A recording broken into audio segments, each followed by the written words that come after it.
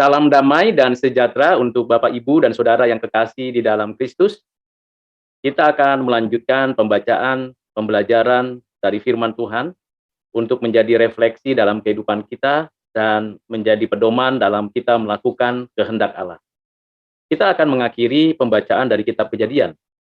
Kita membaca kitab Kejadian pasal 50 ayat 22 sampai dengan 26. Mari kita membuka Alkitab kita. Kita akan membacanya bersama-sama. Demikianlah firman Tuhan. Adapun Yusuf, ia tetap tinggal di Mesir beserta kaum keluarganya, dan Yusuf hidup 110 tahun. Jadi Yusuf sempat melihat anak cucu Efraim sampai keturunan yang ketiga. Juga anak-anak Makir, anak Manasye, lahir di pangkuan Yusuf. Berkatalah Yusuf kepada saudara-saudaranya, "Tidak lama lagi aku akan mati.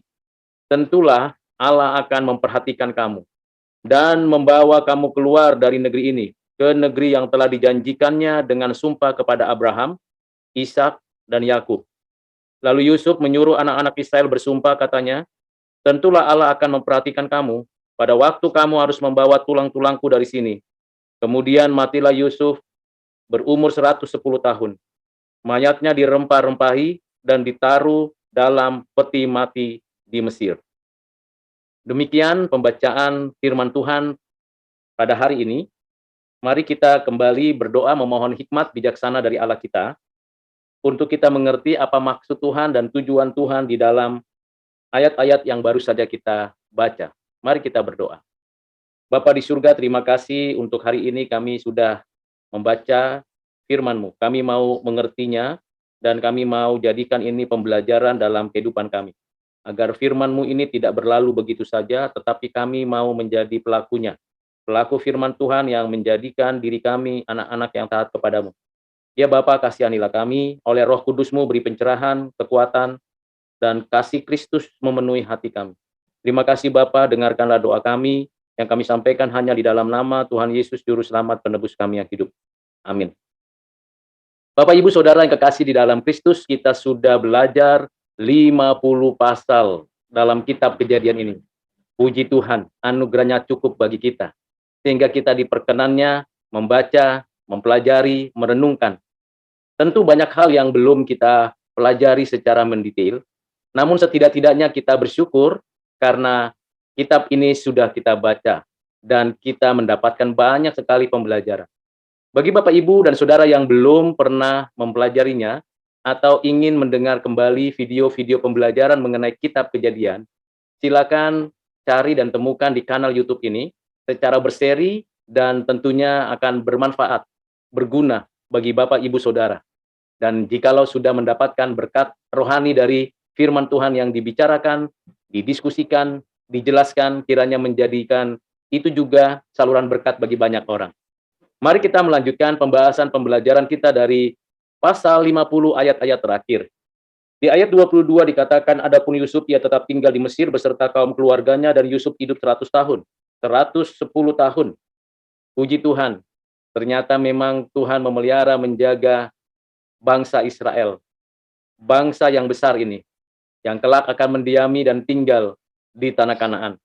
Dan bersyukur bahwa apa yang dijanjikan digenapi Tuhan secara perlahan-lahan bagi bangsa ini. Sekalipun ada di tanah Mesir, tetapi itu bukan tempat yang tetap untuk bangsa Israel ini. Anak-anak Israel tentunya seperti Yusuf katakan, akan kembali ke tanah perjanjian. Yusuf menyimpulkan bahwa tanah perjanjian yang dijanjikan Allah kepada Abraham, Ishak, dan Yakub, ketiga bapa leluhur dari bangsa Israel ini. Yusuf mengerti bahwa itu hal yang penting dan yang paling substansial dalam kehidupan bangsa Israel. Sekalipun di Mesir kecukupan, bertambah banyak, bahkan memiliki kesejahteraan, tetapi di tempat yang bukan dijanjikan Tuhan, segala kegemilangan apapun tidak menghasilkan sukacita yang sejati. Namun kalau kita berada di tempat yang Tuhan sudah tentukan dan Tuhan sudah menyatakan janjinya, maka kita bisa mengalami sukacita dan kegembiraan yang abadi. Itulah yang menjadi makna dari pembelajaran kita ini.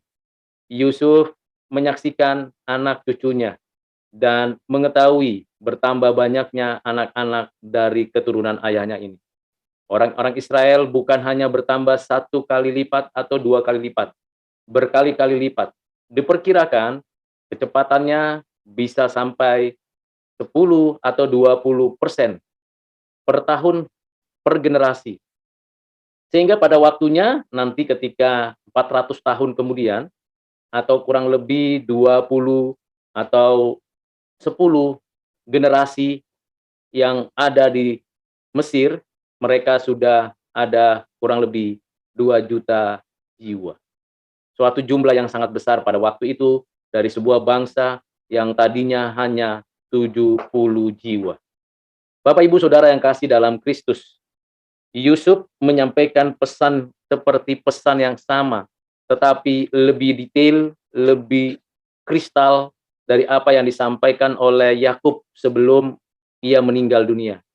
Bahwa berkali-kali dinyatakan bahwa kamu akan dibawa kembali ke tanah perjanjian.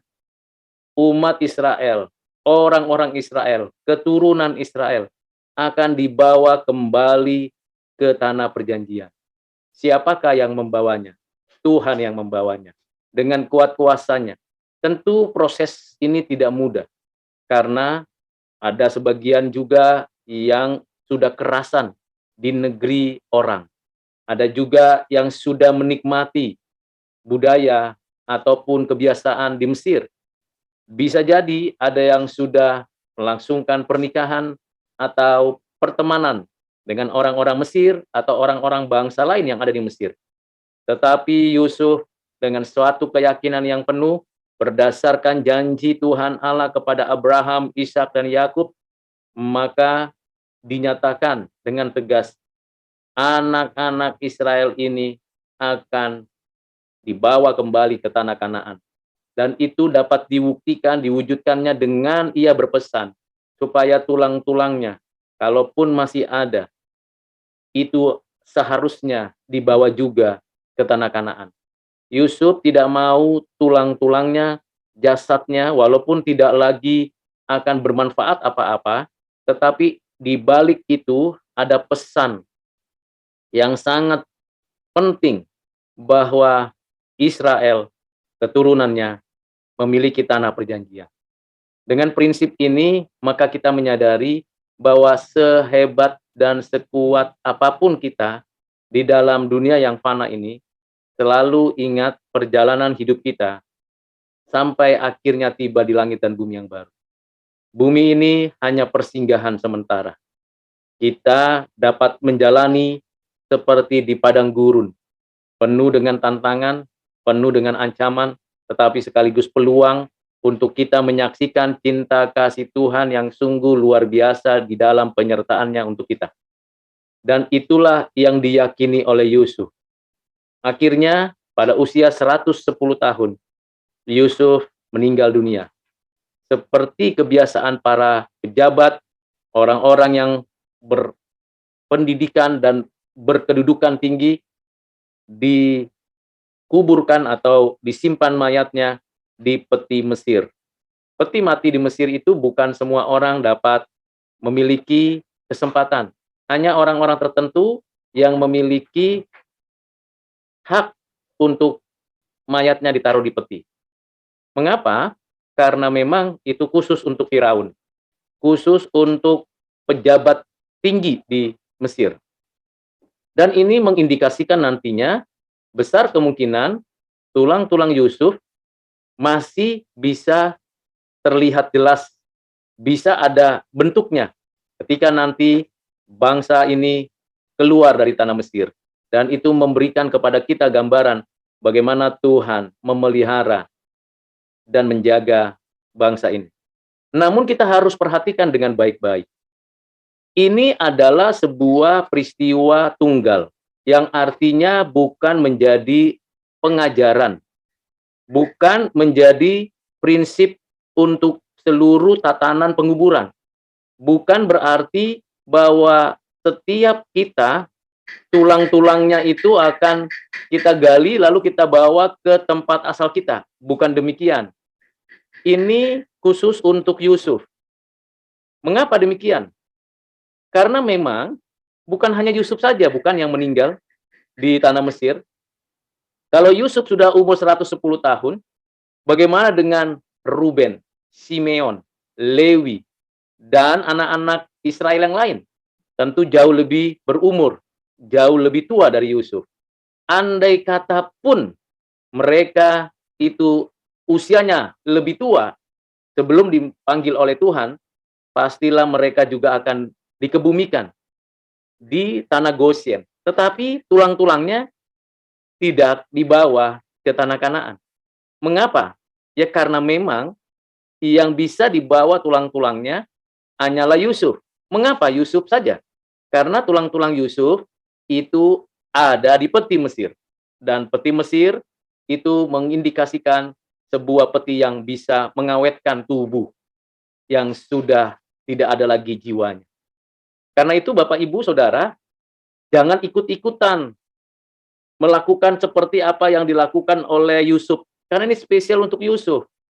Kalau ini untuk semua saudara-saudaranya, dan kalau ini juga untuk semua orang Israel yang meninggal di sana untuk tulang-tulangnya dibawa kembali, maka perlu berapa banyak peti dan perlu berapa banyak rempah-rempah.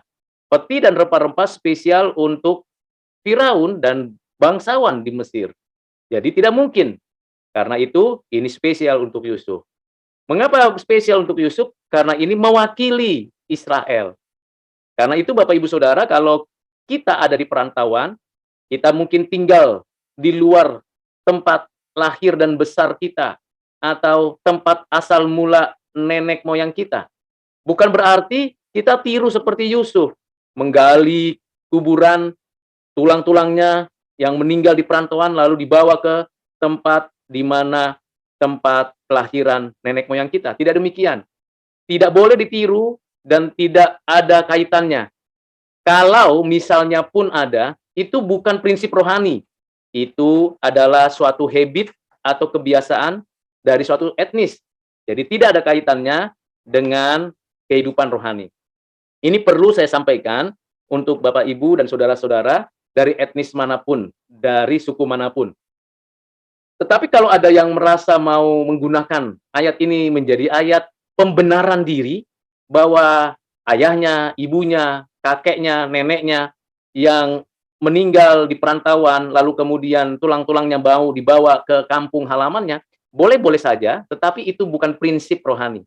Itu bukan hal-hal yang berkaitan dengan pengajaran Alkitab.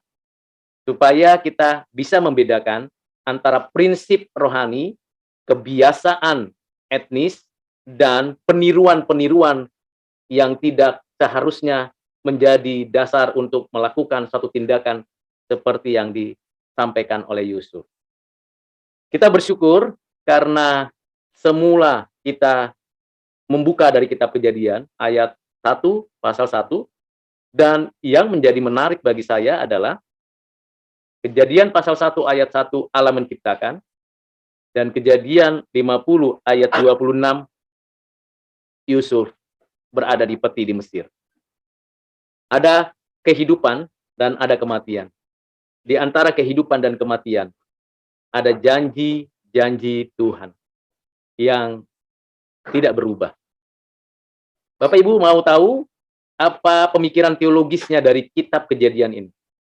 Setelah kita belajar satu kitab ini, saya akan memberikan beberapa prinsip pemikiran teologis dari kitab Kejadian ini untuk kita masuk nantinya ke dalam kitab Keluaran.